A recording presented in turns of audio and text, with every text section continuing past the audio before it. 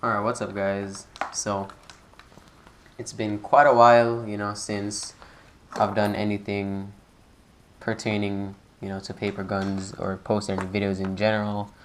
But here's a new gun that I started to make. It's gonna be a Remington 700. You got the basic frame here, magazine, and this is what's gonna be the bolt assembly. Haven't yet made the outer portion of the bolt yet, but you can see this is this is where it's gonna screw, and the threading kind of came out to be the opposite way, if that makes sense. It goes reverse, and it's quite tight on there. But yeah, so you can see it's just the wire wrapped around a paper cylinder. You have more wire here that it goes to. And this, I'll show what the firing pin looks like in a second, but here you can see I just pretty much made diagrams, and yeah, this one got spilled all over. So yeah, just found pictures online, made my own drawings. This is what's gonna be the, I'm not sure what's this called, the receiver. So it houses the bolt and all that. So let me go ahead and take this apart for you. So you gotta first push this down right here, and there's a pin right there. You just push it out, pull it out the other side. You can take the bolt shroud. No, I don't even remember what these parts are called. It's been such a while since I ever touched these parts. It's been a few months. Take the bolt shroud off. Right here is rolled up paper, pretty much. Just relieve pressure on the spring. And this spring is just a notebook spring, but it seems like it will be usable. It might be able to set off primers. And this is the firing pin. Honestly, I do not know where it came from. Well, I mean, I found it surprisingly at the bottom of my pool. I was swimming one day, and it was just down there. So, I mean, it works. I don't know where it came from. It was just a metal rod, and I just drilled it down. Well, I put this into a drill, and I just turned the drill on, put the drill in a vise, turn it on, went at it with files to get the shape that you see going on here. But it seems like it's some pretty durable metal though. I mean, it hasn't started to rust. I don't think it will rust. It should be like stainless steel or something, it seems, as compared to, where is it, the firing pin from my 1911. Hold on, that's the breech without anything. As compared to the firing pin in my 1911 that I made from a nail, this has started to oxidize pretty bad. But even the 1911, I went back to remake the slide because firing pin hole just wasn't lined up perfectly, and it was just causing a bunch of misfires. But this new breech here is perfect. So, I mean, I've been quite lazy lately. Have a lot of stuff doing. But you can see that's how it would fit in there. That's the frame. Anyways, this video isn't about the 1911. It's about the Remington 700 I'm making. So here's the magazine. I mean, this is kind of just a thing for now. I'm probably going to end up remaking it, and definitely going to end up remaking the follower. This is just something I made to work, just for functionality reasons. So you can load. So you can hold about 3 rounds okay, and then after that it starts stretching out, but 3 rounds is okay. And you just put it into the magazine well, and it locks in. Right here you can see I have a magazine release. So you can just see it's stacked up paper. So it's under a lot of spring tension. As you can see, I use Takom 1942 design for this whole frame pretty much. So this is just a spring from a pen though, so it works. But yeah, so What's this?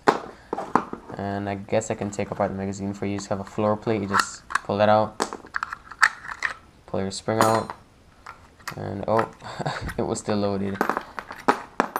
And you get your follower. I'm not even gonna bother taking that out. It's just too much trouble. Just put that back in. And sorry if my hand keeps bumping the camera. I have it on a box right now, but I'm recording with the GoPro, so you know, just trying it again. Like the last video that got all messed up. So here's the trigger group. My voice cracking so much today. Okay, so here's the trigger group. You know, so you can adjust. I don't think I have a Phillips screwdriver in here.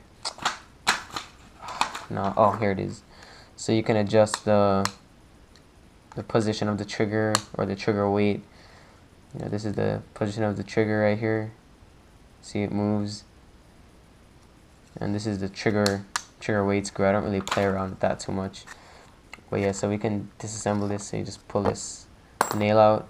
If you ease up on the two pieces there, this hammer is just going to come flying up. The sear is going to come flying up, as you can see. So pull that out. This is your sear. And I can unscrew this right here.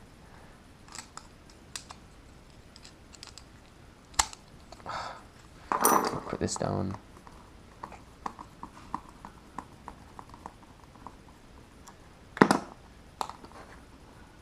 Just take the side plate off. You can see the inner workings. Hold on, this.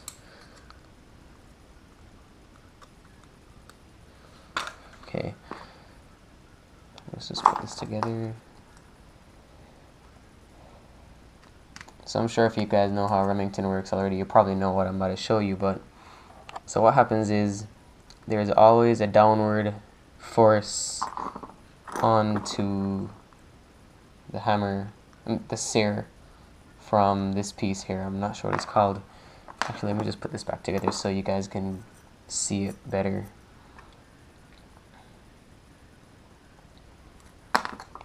Let me try and do this as fast as I can.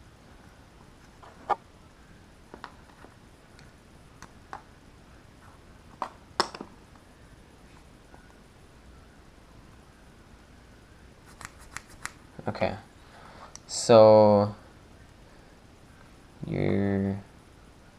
everything is going to be in a position like this, and the bolt, the little bottom piece in the bolt, is always going to be right here on the sear, putting a downward force on it. So when the bolt is pulled back and pushed forward, this is going to be a little hard here to do.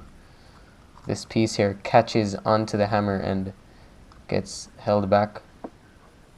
It's because of the weight of the spring.